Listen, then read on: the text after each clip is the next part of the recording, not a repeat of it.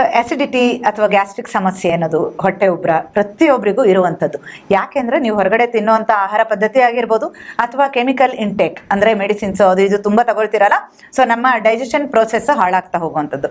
ಅದನ್ನ ನ್ಯಾಚುರಲ್ ರೆಮಿಡಿಲಿ ಸರಿ ಮಾಡ್ಕೋಬೇಕಂತಂದ್ರೆ ಮಜ್ಜಿಗೆಗೆ ಜೀರಿಗೆ ಹಾಕೊಳ್ಳೋದು, ಶುಂಠಿ ಬೆಳ್ಳುಳ್ಳಿ ಹಾಕೊಳ್ಳೋದು, ಆ ಥರ ಕುಡಿಯೋದು, ಬ್ಲ್ಯಾಂಡ್ ಫುಡ್ ಅನ್ನ ತಗೊಳ್ಳೋದು, ಓಮಾ ವಾಟರ್ ಅದನ್ನ ಕುಡಿಯೋದು, ಹಾಗೇನೆ ಬೂದುಗುಂಬಳಕಾಯಿ ರಸ ಅದನ್ನು ಕೂಡ 1 ಹೊತ್ತು 2 ಹೊತ್ತು ಕುಡಿದ್ರೆ ಕಂಪ್ಲೀಟ್ ಆಗಿ ಸರಿ ಹೋಗುತ್ತೆ. ಎಲ್ಲದಕ್ಕಿಂತ ಇಂಪಾರ್ಟೆಂಟ್ ಅಂದ್ರೆ ನೆನ್ಪಿಟ್ಕೊಳ್ಳಿ, ಉಪವಾಸ ಮಾಡಬೇಕು. ಮಾಡಬಾರ್ದು ಅಂತ ತಪ್ಪು ತಿಳ್ಕೊಂಡಿದ್ದೀರಿ ಅಲ್ವಾ? ಉಪವಾಸ ಮಾಡಿದ್ರೆ ನಮಗೆ ತುಂಬಾ ಚೆನ್ನಾಗಿ ಡೈಜೆಷನ್ ಪ್ರೋಸೆಸ್ ಕರೆಕ್ಟ್ ಆಗ್ತಾ ಬರುತ್ತೆ. ಮುಂದೆ ಕೂಡ ನಿಮ್ಗೆ ಗ್ಯಾಸ್ಟ್ರಿಕ್ ಅನ್ನೋದು ಬರೋದೇ ಇಲ್ಲ. ಅದಕ್ಕೆ ಮಾತ್ರ ಖಂಡಿತ ತಗೋಬೇಡಿ. ಸಪ್ರೆಸ್ ಆಗೋ ತರ ಮಾಡಿದ್ರೆ ತೊಂದರೆ ಹೆಚ್ಚಾಗ್ತಾ ಹೋಗುತ್ತೆ. ಸೊ ಇದೆಲ್ಲ ಸರಿ ಮಾಡ್ಕೊಂಡು ಚೆನ್ನಾಗಾಗ್ತಾ ಹೋಗಿ. ಹಾಗೇನೆ ಮುದ್ರಗಳಲ್ಲಿ ಅಪಾನ ಮುದ್ರ. ಸೊ ಅಪಾನ ಮುದ್ರ ಇದು ತುಂಬಾ ಇಂಪಾರ್ಟೆಂಟ್. ಮತ್ತೆ ವಾಯು ಎರಡನ್ನೂ ಸೇರಿಸಿದಾಗ ಅಪಾನ ವಾಯು, ಇದೆಲ್ಲದನ್ನು ಪ್ರಾಕ್ಟೀಸ್ ಮಾಡ್ತಾ ಬನ್ನಿ, ತುಂಬಾ ಚೆನ್ನಾಗಿ ಕೆಲಸ ಮಾಡುತ್ತೆ.